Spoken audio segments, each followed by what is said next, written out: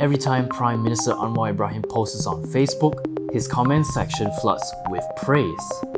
But look closer. Many of those comments are identical, posted seconds apart, mostly by accounts that don't look quite real. This isn't just your typical fandom. Malaysiakini uncovered a network of at least 263 Facebook accounts working together to boost the Prime Minister's image online. Over 3 months, those accounts made up nearly a quarter of all comments on Anwar's posts. Experts call this kind of coordinated praise astroturfing, fake grassroots support manufactured to make a leader look more popular than they really are. It's organized, deliberate, and often paid. So we ask, who are they? How do they work? And who really benefits?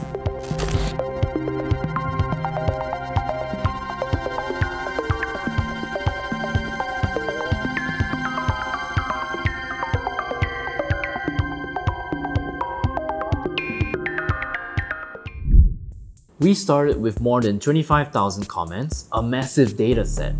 Our goal was simple, to see if there were signs of coordination.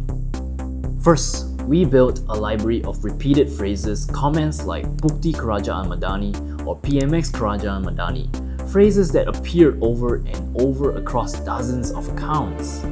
It's like being at a concert. Everyone's cheering, but suddenly 200 people start chanting the same line in unison. You would know it's organized. Next, we looked at speed. Some accounts posted identical comments across 5 posts in under 2 minutes. When Malaysiakini mapped the activity, we saw 27 distinct clusters of accounts posting in sync. Different groups activated like clockwork, and even their schedules gave them away. These accounts were busiest during weekday office hours, while real Malaysians usually post at night or on weekends. This wasn't spontaneous support. It looked a lot more like a day job. And maybe it is one.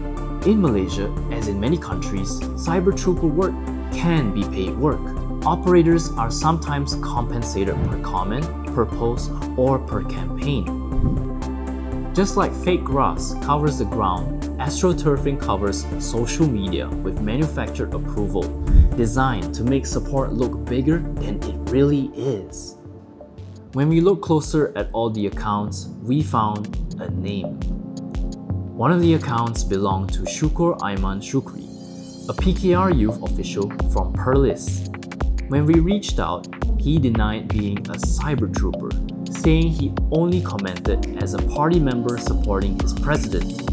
But data showed Syukur's account used the same scripts as the network and often posted within seconds of other members. While we can't prove who funded it, the regular office hour schedule and clustered patterns suggest a professional setup.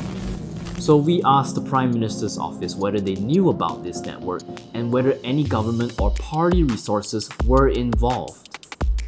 The PMO denied any involvement, saying there's no basis or necessity to investigate and that no public funds were used. Meta also responded, saying its review found no evidence of coordinated inauthentic behavior or CIB. But soon after Malaysiakini sent our queries, more than 70 of these accounts disappeared, including 11 key members of the network. Whether they were removed by Meta or deleted by their operators remains unclear. So what's the harm? These comments aren't spreading lies or attacking anyone. They just look harmless, right? But that's exactly how influence works, quietly. By flooding online spaces with the same positive messages, these accounts create what experts call an illusion of consensus. A handful of people, 100 identical comments, and suddenly it looks like everyone agrees. Dalam mana-mana parti, termasuklah PKR, kan?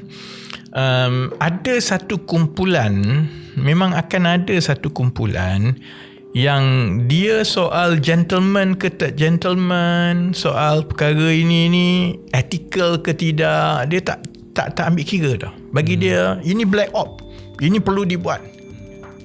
Tapi yang paling malang lah, malang, perkara ini berlaku saya ingat dengan setiap kerajaan. Sebab macam saya sebut, setiap parti itu mesti ada kumpulan yang tidak beretika seperti ini. Saya rasa secara ringkas, saya pernah jadi ketua penerangan dalam UMNO dan saya terbabit dalam politik. Saya rasa bukan menjadi kejutan kepada sesiapa bahawa memang akan ada setiap parti politik, setiap gerakan politik, kadang-kadang setiap individu politik yang ada following dan sedang bertanding sesuatu, akan ada tim cyber trooper dia, akan ada tim yang akan menyokong, dan ini kadang-kadang benda yang simple. Contohnya dia tolong posting, dia tolong mewujudkan konten tertentu, kemudian mungkin menjadi pentadbir akaun yang akan menjawab soalan tertentu, tapi dia akan juga progress kepada benda yang lebih tersusun ataupun coordinated lah, seperti ini. Contohnya bukan hanya memuji satu posting ataupun like satu posting, tetapi juga menjawab respon kepada sebarang kritikan mereka yang mungkin juga cyber trooper lawan ataupun just genuine people, dan dia akan cuba lawan naratif yang kritikal terhadap bos dia. Meanwhile, experts warn that such operations, no matter their size or sophistication, threaten democratic discourse. The Center for Independent Journalism, or CIJ, says these campaigns distort public sentiment, drown out dissenting voices, and weaken people's ability to engage in real debate. CIJ also notes that Meta has the tools to trace whether accounts are centrally managed. Its own backend logs can reveal if multiple profiles are being run from the same command center. Researcher Benjamin Law from Monash University says this tactic isn't random. It serves a political purpose. He describes it as astroturfing public support for the Madani government to make it look like people are embracing a more religiously conservative but acceptable image of leadership. And this isn't just happening in Malaysia. A regional study co-authored by Dr. Wijayanto from Universitas Diponegoro, Indonesia, found similar patterns of paid, coordinated cyber trooper operations across the region, each reflecting its own political landscape. In Indonesia, freelance operators are paid per campaign to promote government policies and drown out criticism. Meanwhile, in Thailand, the operations are more state-directed, often linked to the military. And in the Philippines, they're campaign-driven, like hired guns during elections. Across the region, one pattern repeats: elites funding digital armies to control the conversation.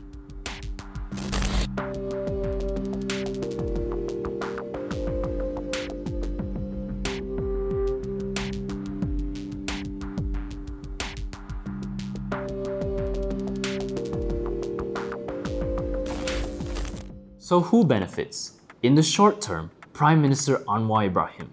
His image looks stronger, his support louder, and his policies more popular than they may really be.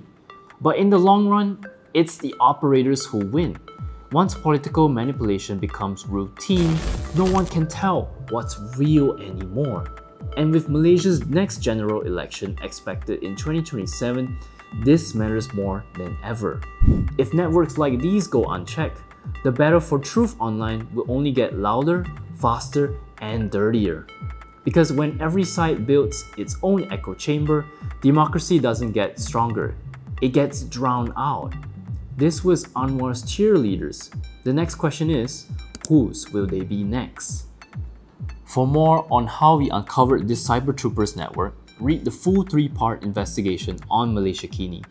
And if you believe in independent journalism that holds power to account, subscribe and support our work and consider donating to us by scanning the QR code on the screen. This is John Ng, reporting for Malaysiakini.